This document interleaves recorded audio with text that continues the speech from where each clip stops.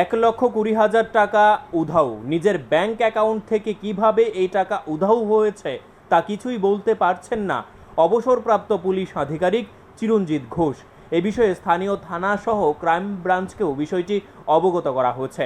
সোমবার সংবাদ মাধ্যমের মুখোমুখি হয়ে এ বিষয়ে বিস্তারিত তুলে ধরেন অবসরপ্রাপ্ত পুলিশ আধিকারিক চিরঞ্জিত ঘোষ। তিনি ব্যাংক কর্তৃপক্ষের ভূমিকায়ও ক্ষোভ উগরে দেন। কি বলছেন তিনি শোনাবো একবার। আমি retired sub inspector Chittaranjan Ghosh. গতকাল আমি হঠাৎ করে চিন্তা করলাম আমার অ্যাকাউন্টটা স্টেট ব্যাংক শালবাগান, এই অ্যাকাউন্টটা একটু চেক করার জন্য আমি এটিএম থেকে 1,000 টাকা উইথড্র করি। আমার বইয়ে সর্বমোট 4 লক্ষ টাকার উপরে ছিল। তা আমি দেখি 3 লাখ কত হাজার টাকার মতো আমাকে দেখাইতেছে। তখন আমার একটু সাসপেক্ট হয়েছে যে আমার এত টাকার হিসেবে গরমিল হইতেছে, ব্যাপারটা কি। তো সকাল থেকে আমি গান্ধীগ্রাম স্টেট ব্যাংকে যাই, গিয়ে আমার বইটাকে আপ টু ডেট করি। করার পরে দেখি যে আমার এখানে 1,20,000 টাকার মতো নাই।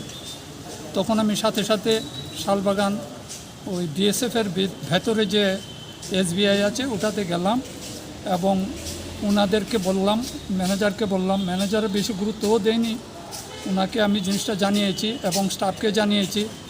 সাথে সাথে ব্রাঞ্চের অন্য একজন বলল আপনি একটা দিয়ে যান, অ্যাপ্লিকেশন দিয়ে যান, আমরা এটা হেড অফিসে পাঠাবো, এইরকম বলল। তখন আমি এটা দিয়ে আসলাম। যতটুকু সহযোগিতা আমি ম্যানেজার বাবুর কাছ থেকে পাওয়ার আশা করে গিয়েছিলাম সেইটুকু আমি পাইনি। খুবই উনি আমাকে এত সাহায্য করেনি। তারপর সাথে সাথে আমি আমাদের এরিয়ার যে থানা আছে নরসিংগড় থানাতে আমি যাই, গিয়ে আমি সেকেন্ড অফিসার ছিল ওনার কাছে আমি একটা অ্যাপ্লিকেশন দায়ের করি এবং ঘটনাটা জানাই। তারপর আমি সাইবার ক্রাইমে যাই।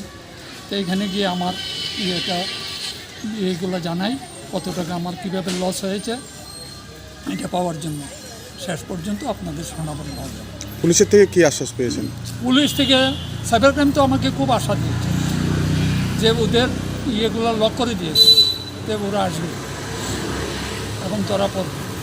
কত তারিখ ঘটনাটা হয়েছিল আপনার সাথে? ঘটনাটা তো কালকে আমি দেখলাম। ঘটনা হয়েছে তো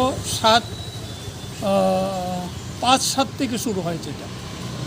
প্রথম কত কত করে উইথড্রল হচ্ছিল?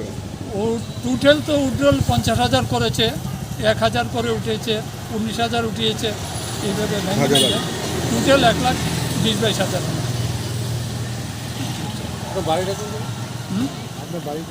আমার বাড়ি Patunagar. Bureau report, news live 24 Tripura.